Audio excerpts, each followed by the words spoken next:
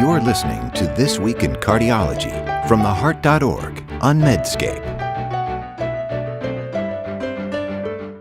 You can now access the latest in medical news on your Amazon Alexa-enabled device. Join me, Perry Wilson, every weekday morning for Medscape Medical Minute, where I highlight the top medical stories of the day.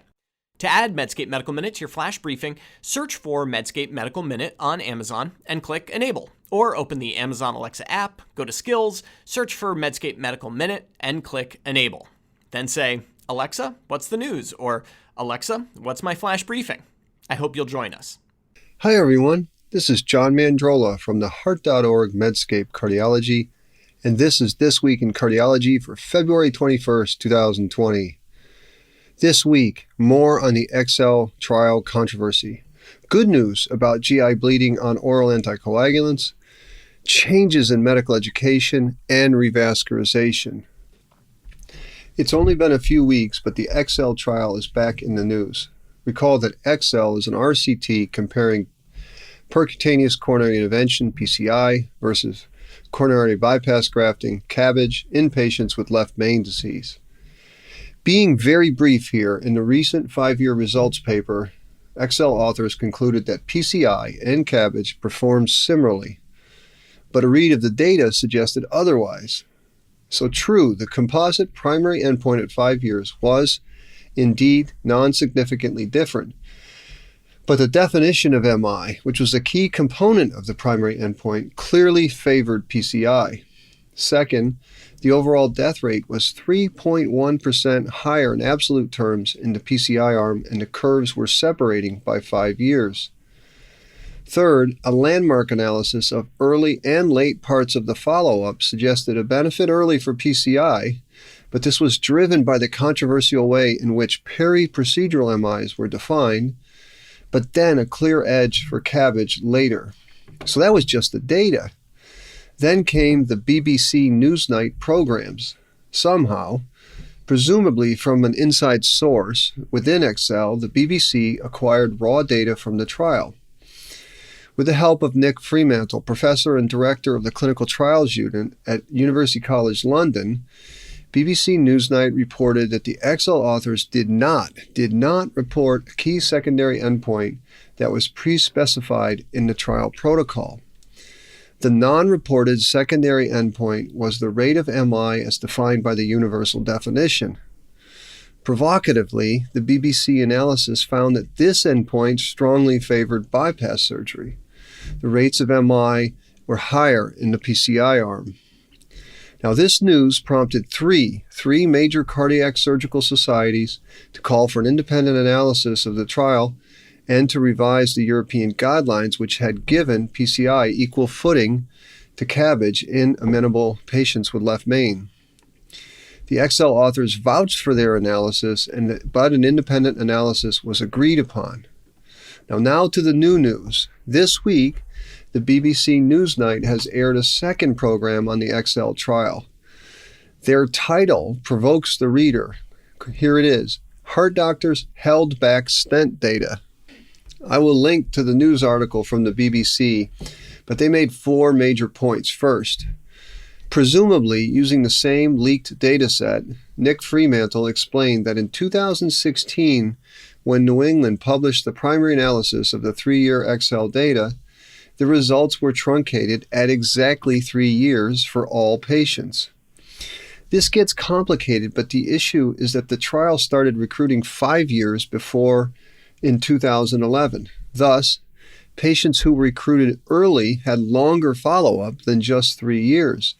And if you truncate the data at 3 years and someone dies at 3 years and 1 day, that death is not counted, even though it is known to those who have the data. Now, I'm not a statistician, but I'm pretty sure that the Kaplan-Meier method was invented for and used often to capture as much information as possible from patients who were followed for varying periods of time in the trial. In the BBC article and in the BBC video, Fremantle is quoted as saying he was appalled that the authors did this. Well, here's why. I think even at 3 years, there was a trend toward higher death rate in the PCI arm. It was not significant, but people were discussing it back in 2016.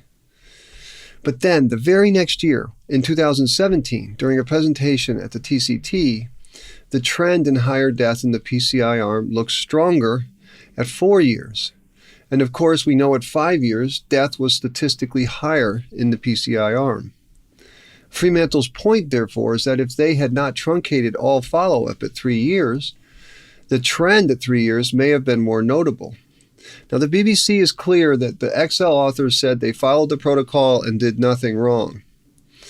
The second point in the newest BBC program was that they had seen information shared between people involved with the safety of the trial.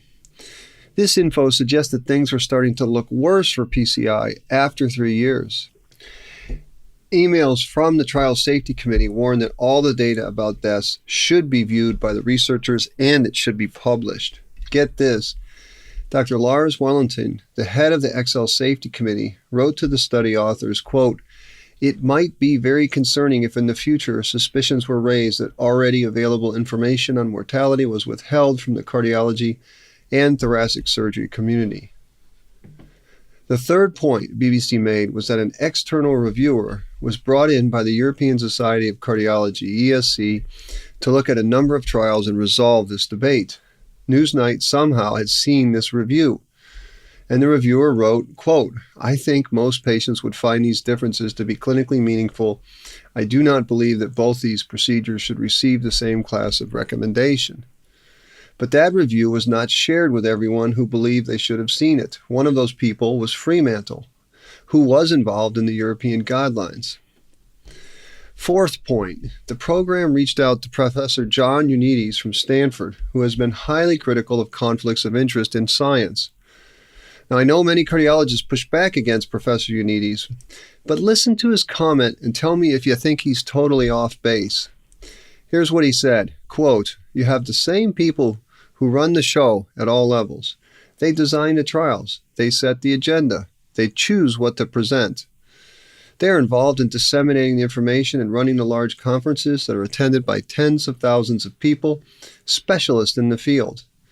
And then they also populate the guideline panels that reach the recommendations," end quote.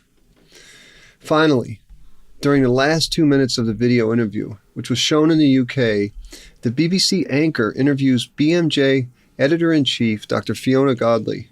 She was utterly candid in criticizing the New England Journal of Medicine for how it handled the XL trial. This is remarkable because journal editors rarely criticize each other. This portion of the video is not on YouTube, but journalist Deb Cohen told me it was shown in the UK and is a matter of public record. So a few concluding comments. I hope you noticed that nothing I have said here is opinion or accusatory. I'm merely reporting the news.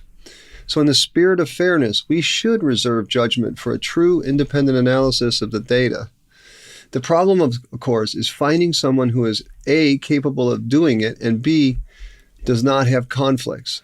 Now, an obvious point here is about conflicts. Interventional cardiology is conflicted because they make money from doing PCI. Surgeons are conflicted because they make a living doing surgery. PCI makers and stent makers are conflicted because they make profits from the devices. Some have called this the ultimate turf fight. In fact, after I tweeted the BBC story this week, and I called Nick Fremantle a respected statistics professor, numerous people in the interventional community have contacted me to warn me of Fremantle's potential conflicts, that he was paid by the European Society of Cardiothoracic Surgery, that he has spread misinformation, that he may not be so respected. So I reached out to Fremantle about these issues, and he clarified that his institution does receive £25,000 per year for training and methodological advice from the European Society of Cardiac Surgery. This money goes to his institution. Fremantle said he does not benefit financially in any way from the payment. He is not representing the Surgical Society when he spoke to BBC, but he did have the support of his senior colleagues at University College London. I watched Fremantle's video presentations. I've read his work. I find him credible and forthright. He does not do PCI. He does not do cabbage. Now, these new revelations from BBC and the comments from Fiona Godley strengthen my past contention that, 1, New England should either retract the paper temporarily maybe, or issue a strong editor's statement that the paper is under review. And 2, ESC leadership ought to address the current guideline recommendations based on Excel. I mean, it's 2020. We have digital media. You can easily digitally amend the document to say something like it's under review. Now, I'll close by saying that this is not merely an academic discussion. We have to remember that patients who have left main disease deserve to know the best approach to their problem. And gosh, what about the 2,000 patients who gave permission to be randomized? If I were a patient in Excel, I'd want this matter sorted out. Second topic, there's some good news about GI bleeding. The European Heart Journal has published an important paper from researchers in Denmark regarding the association of colorectal cancer and GI bleeding in patients on oral anticoagulants for AFib. This was an observational study of more than 125,000 patients in an administration database. They had 3 years of follow-up and about 2,500 patients with lower GI bleeding, of whom 140 patients were subsequently diagnosed with colorectal cancer within the first year of the bleed. In all age groups, the authors identified high absolute risk of colorectal cancer in these patients who bled. The absolute risk ranged from 3.7% in those younger than 65 to 8.1% in those 65 to 70. Now, when they compared the group with and without GI bleeding, the relative risk was 24 times for younger people and 12-fold greater for the older group. This is really important concept. Old teaching isn't always proven wrong. Sometimes old teaching is proven right. Old teaching says that oral anticoagulants do not cause bleeding by themselves. I say this day in and day out. Rather, oral anticoagulants exacerbate bleeding that occurs for some other reason. The job of the clinician is to know this and to look for the cause of the bleed. In the case of lower GI bleeding, this study suggests you may find colorectal cancer. It's the same with GU bleeding on an oral anticoagulant. You have to refer to the urologist to assess for possible pathology, like cancer, for instance. This is a worthy paper for medical education. Wait, third topic, medical education is the next topic. So, if medical education were a boat, it would be the biggest, slowest moving, heaviest barge you have ever seen. I mean, so little has changed in the basics of med ed, like in a century. This month, however, the powers that be have dared to turn that heavy barge. They have decided to change the hated and feared Step 1 U.S. MLE exam to pass-fail. This is huge news because this test of what one can recall about the first 2 years of basic science education in medical school has been used to select students for residency programs. Can you imagine? Testing the skills and potential of a clinician by how much largely useless information they can recall for one day. That notion is literally insane. Never once have I had to cite the Krebs cycle or intracellular signaling pathways to help a patient. In fact, if I ever did, my partners would think I was nuts. Now, to the program directors who have complained that it will be harder to select residents, I say tough, get over it. If you were using scores on this test to pick the best potential docs, you were doing it wrong. For instance, take orthopedic surgery. It's super competitive. If you score poorly on this test, you're probably screwed. But I mean, what patient ever has cared that his orthopedic surgeon was good at regurgitating stuff on a multiple choice test? Now, my medical school, the University of Connecticut, back in the day was pass-fail for the first 2 years. I really wondered about it at the time, but now I recognize the brilliance of this choice. The next big step in med ed would be to trade some of this useless basic science information for some basic education on how to understand probability, or behavioral psychology, or how to do critical appraisal of medical evidence. That way, we would equip learners on how not to be bamboozled in the future. And speaking of being bamboozled, we have to talk about a paper in JAMA Open that suggested rates of revascularization procedures are decreasing over time. A group of authors from numerous institutions have culled data from the National Inpatient Claims Database to identify patients undergoing PCI or CABG from 2003 to 2016. Their aim, which was a laudable one, was to assess the trends and the characteristics and outcomes of patients having PCI or CABG in the United States. This was a huge study, 8.6 million PCIs and 3 million CABG procedures. And the main findings were pretty simple, that the rates of PCI and CABG have declined a lot. The percentage of revascularization for MI has gone up in both the PCI group and in the CABG group. However, risk-adjusted mortality for PCI has increased slightly or stayed steady, while CABG mortality has indeed declined significantly over the period. Now, in the news article on the Heart.org Medscape Cardiology, the lead author speculated that PCI volume may be going down because we're all translating the COURAGE trial and believing evidence. The COURAGE trial showed no MI or death benefit from PCI in patients with stable coronary disease.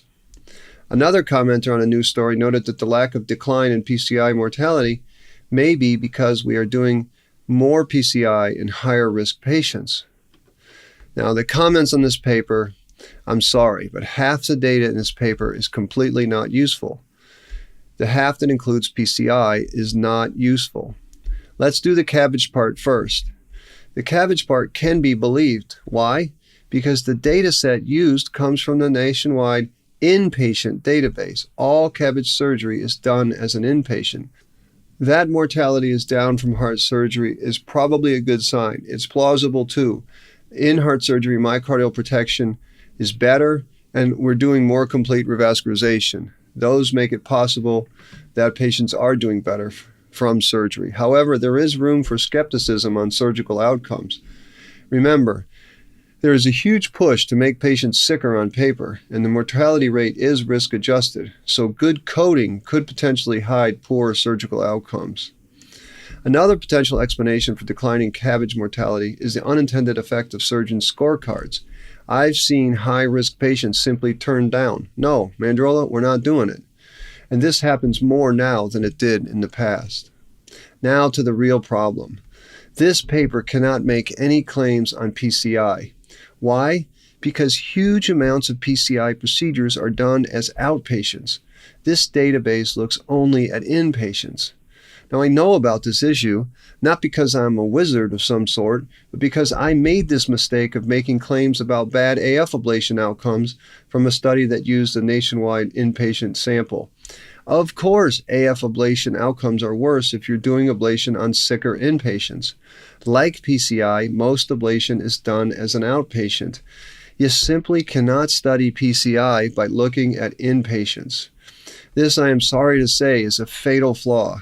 The authors did not mention this in the limitations, and how it got past journal editors and peer reviewers is notable. I hope there is an addendum made on this paper. So that's it for this week in cardiology. As always, I am grateful that you listened. Thank you. And remember, if you like this podcast, please consider going on your app, giving us a rating and a review. It helps others find us. Also, tell your friends about This Week in Cardiology. Until next week, this is John Mandrola from the Heart.org Medscape Cardiology. You're listening to This Week in Cardiology from the Heart.org on Medscape.